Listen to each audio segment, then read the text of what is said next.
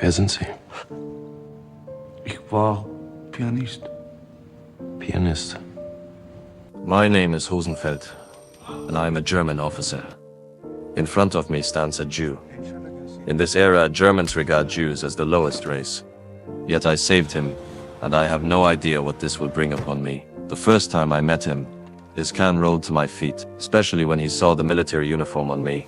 He was so frightened that he even raised his hands. But by then, the German army had already burned this area of buildings to ruins. How he managed to escape our searches was beyond me. This sparked my curiosity, so I began to ask about his background. He said he was a pianist. Looking at this frail man, who even limped when he walked, for the first time, I felt compassion for a Jew's suffering. To verify his words, I took him to a piano and ordered him to play. Of course, if he was lying to me, his skull would have been pierced by my bullet in the next second. Perhaps it was because he hadn't played for too long. He seemed a bit nervous and rusty at first, but soon, he regained his confidence on the key. I could feel his accusation and resentment toward the war through his music. I felt ashamed that we were oppressing someone like him. I hesitated, for his identity as a Jew destined us to be enemies. But after learning about his hiding place, I ultimately chose to let him go, because I could sense that the era belonging to Germany was already over. On the day of the retreat, when I went to see that Jew for the last time, I was no longer the splendid officer I once was, but I still gave him my coat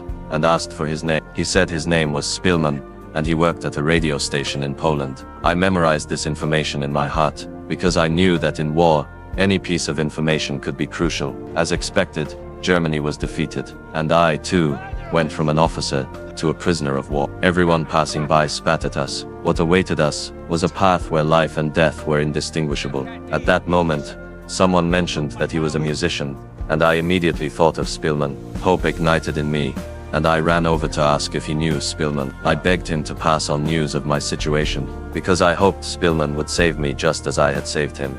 But a soldier beside me kicked me to the ground, and that person seemed not to have heard my plea.